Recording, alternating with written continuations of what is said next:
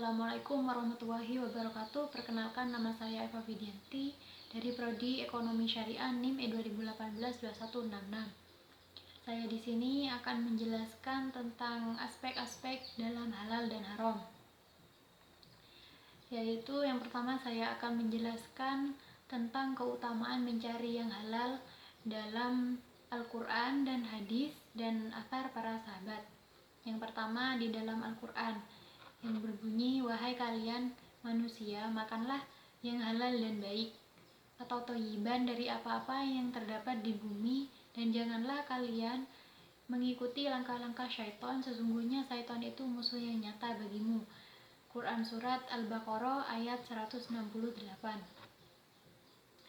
Istilah halalan thayyiban atau halal lagi baik dalam makna ayat di atas bermaksud apa-apa yang diperbolehkan tanpa ada ikatan ataupun ada larangan di dalam Al-Quran maupun di dalam hadis.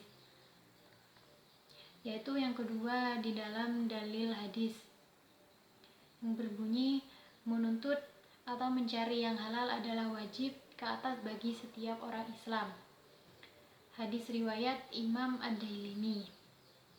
Dapat disimpulkan bahwa kebaikan tidak hadir kecuali kita menggunakan produk yang baik. Rasulullah pun juga bersabda bahwasanya tidaklah diterima ibadahnya seseorang yang memakan barang yang haram. Yang ketiga yaitu athar para sahabat dan ulama terdahulu. Perumpamaan dalam agama adalah seperti pondasi pada bangunan. Jika pondasi itu kokoh dan kuat, bangunan pun akan berdiri tegak dan kokoh. Sebaliknya, jika pondasi itu rapuh dan bengkok, bangunan itu akan runtuh dan ambruk. Yahya bin Mu'adz berkata, ketaatan merupakan salah satu khazanah Allah. Kunci adalah doa dan gerigi kuncinya adalah memakan barang yang halal.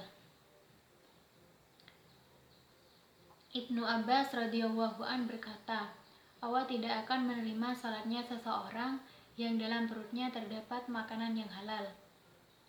Dan yang terakhir yaitu Sahal At-Tusturi berkata, seseorang tidak akan meraih hakikat keimanan sebelum menempuh 4 hal, yaitu yang pertama mengerjakan ibadah fardu beserta sunnahnya, yang kedua memakan harta halal disertai sikap warok, yang ketiga menjauhi larangan secara lahiriah dan batiniah, yang keempat tabah menjalani 3 hal tersebut hingga ajal menjemputnya. Yang selanjutnya yaitu jenis-jenis makanan yang halal. Makanan yang halal dari segi jenis ada 3 hal, yaitu yang pertama berupa hewan yang ada di darat maupun di laut, seperti kelinci, ayam, kambing, sapi, ikan, dan burung. Yang kedua berupa nabati atau tumbuhan, seperti padi, buah-buahan, sayuran, dan lain-lain. Yang ketiga yaitu berupa hasil bumi yang lain. Selanjutnya makanan dari segi usaha yang diperolehnya sendiri, yaitu yang pertama halal makanan dari hasil bekerja yang diperoleh dari usaha yang lain. Yang kedua halal makanan dari pengemis yang diberikan secara ikhlas, namun pekerjaan itu halal. Yang ketiga halal makanan dari hasil sedekah, zakat, infak, hadiah, dan lain-lain. Yang keempat halal makanan dari perampasan perang, yaitu makanan yang didapat dalam peperangan atau ghanimah. Yaitu yang selanjutnya jenis-jenis makanan haram, yaitu yang pertama makanan yang diharamkan karena memang dari zatnya. Yang kedua diharamkan karena sesuatu sebab yang tidak berhubungan dengan zatnya. Yang selanjutnya tingkatan halal dan haram. Barang halal terbagi menjadi beberapa tingkatan, yakni yang pertama tingkatan yang paling tinggi dan yang paling baik adalah barang halal mutlak yang benar-benar halal dari segala aspeknya. Yang kedua, tingkatan kedua barang halal mutlak yang berisi dari salah satu sisi, bukan dari sisi yang lain.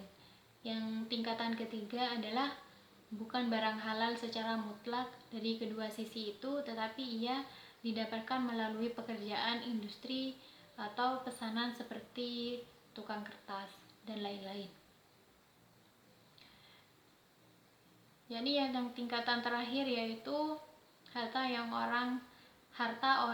orang yang tidak berhati-hati dalam kerja mereka, menggunakan barang syubhat atau tidaknya mereka tidak dipedulikan, berhati-hati dalam apa yang mereka ambil dan apa yang mereka tinggalkan hingga lebih banyak syubhatnya dari harta yang mereka dapat,